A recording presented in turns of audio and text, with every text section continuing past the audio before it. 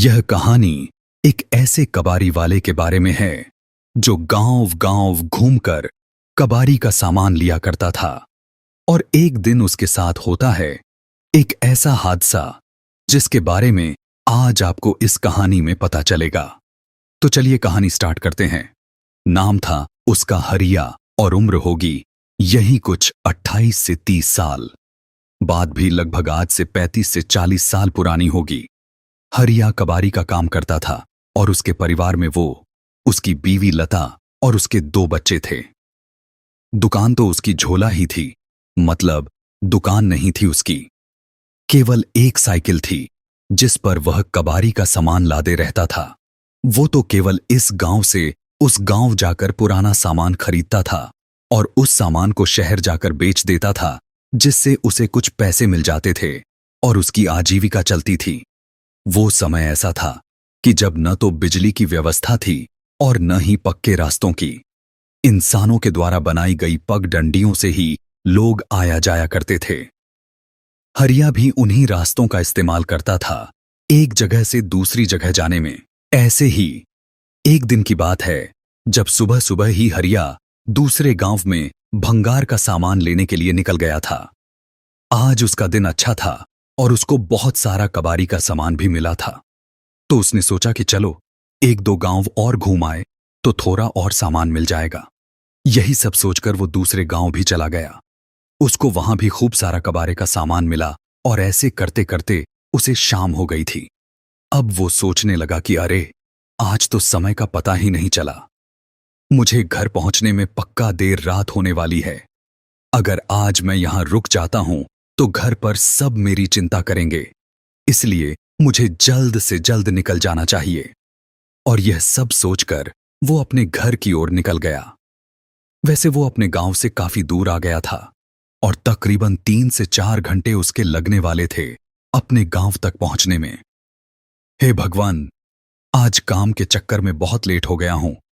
घर पर लता और बच्चे मेरी राह देख रहे होंगे। मुझे जल्द से जल्द घर पहुंचना चाहिए। उसके घर का रास्ता वैसे तो बहुत लंबा था, पर अगर वो जंगल वाले रास्ते से जाए तो वह जल्दी पहुंच जाएगा। यही सब सोचकर वो जंगल वाले रास्ते की ओर चला गया। रात के कुछ 10 बज रहे होंगे। उसे जंगल से थोड़ी दूरी पर लालटेन और आग की रोशनियां दिखाई दे रही थीं, तो उसे थोड़ा सुकून मिल रहा था। पर थोड़ा आगे जाने के बाद उसे वो रोशनियां आना भी बंद हो गई। अब हरिया धीरे धीरे आगे बढ़ रहा था, पर उसके सामान की वजह से वो थोड़ा थक भी रहा था, तो वो थोड़ा आराम करता और फिर से चलने लगता। धीरे धीरे चलते चलते उसे उस जंगल में से अजीब सी आवाज आने लगी और उसको महसूस हो रहा था कि कोई तो है उस जंगल में उसके अलावा जो इस तरह की आवाजें कर रहा था। उसको एक गंदी सी बदबू भी आने लगी थी, तो उसने सोचा कि शायद यह बदबू खराब पानी की होगी जो यहां जमा हुआ होगा और यह अजीब सी आवाज शायद इन सामानों से आ रही होगी। थोड़ा आगे जाने पर उसने फिर से महसूस किया कि पेड़ पर कोई तो है, शायद यह कोई पक्षी हो। पर फिर उसने देखा कि वो जो कोई भी था वो एक पेड़ से कूदकर दूसरे पेड़ पर जा रहा था और थोड़ी सी चांद की रोशनी में उसने देखा कि वो एक बड़े बालों वाली एक औरत थी जो कि इधर से उधर कूद रही थी। यह देखकर हरिया डर गया, क्योंकि किसी भी औरत का ऐसे एक पेड़ से दूसरे पेड़ पर कूदना बिल्कुल भी आम बात नहीं थी। हो न हो यह एक चुड़ैल है। और यह सोचकर हरिया के पसीने छूटने लगे। पर हरिया ने अपने डर पर काबू पाया और उसने सोचा कि तेज तेज साइकिल चलाता हूं और जल्दी से यहां से निकलता हूं ताकि इससे जान बचे। मैं तेजी से अपनी साइकिल चलाने लगा और बस इसी इंतजार में था कि कब घर पहुंचूं और इस डायन से मुझे छुटकारा मिले।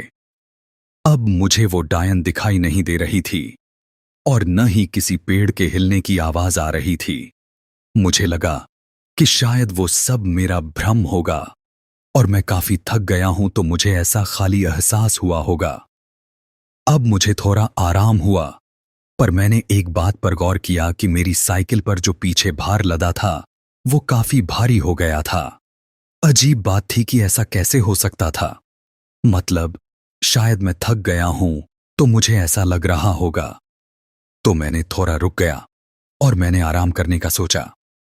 मैं आराम ही कर रहा था कि तभी मैंने अपने पीछे किसी की सांसों की आवाज सुनी। ऐसा लग रहा था जैसे वहां मेरे अलावा कोई और भी है। मुझे फिर से पसीने आने लगे और मैंने पीछे मुड़कर देखा, पर वहां कोई भी नहीं था।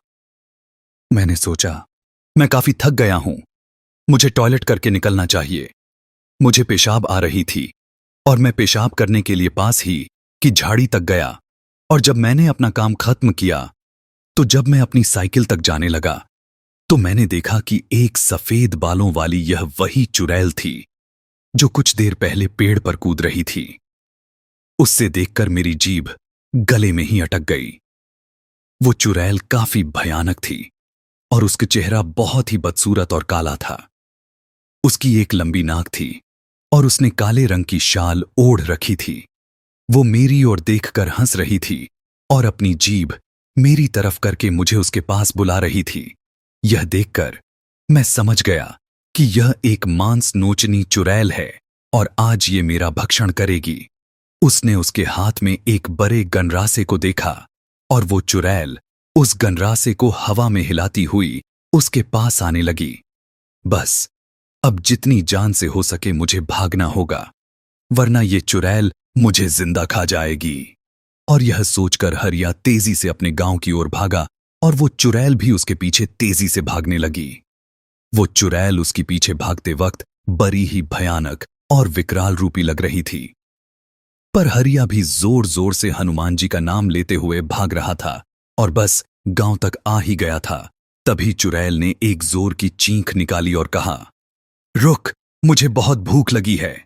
और फिर वो चुड़ैल हवा में ही गायब हो गई। हरिया फिर भी भागता रहा और गांव के मंदिर में जाकर बेहोश हो गया। फिर अगले दिन जब उसको होश आया तो सभी ने उससे पूछा कि क्या हुआ हरिया, तेरी ऐसी हालत और तू यहां क्यों सो रहा है? देख, पूरी रात तेरे बीवी बच्चे कितनी चिंता में थे। चल अब बता, तेरे साथ क्या हुआ था? फिर हरिया ने उन्हें पूरी बात बताई तो वे सब उससे बोले, अरे तेरा दिमाग खराब था क्या जो तू उस मांस नोचनी के जंगल से गुजर कर आया? खैर, तेरा भाग्य अच्छा है जो तू बच गया। शायद तुझे भगवान ने बचा लिया।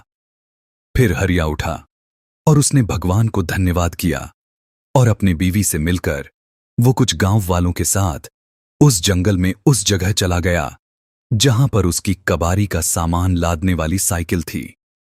उन लोगों ने वहां जाकर देखा कि उसकी साइकिल के टुकड़े और कबारी का सामान यहां वहां पड़ा हुआ था। यह उस चुड़ैल का ही काम था। हरिया उस दिन बच गया और फिर उसने गांठ बांध ली कि अब वो इस जंगल में कभी नहीं आएगा।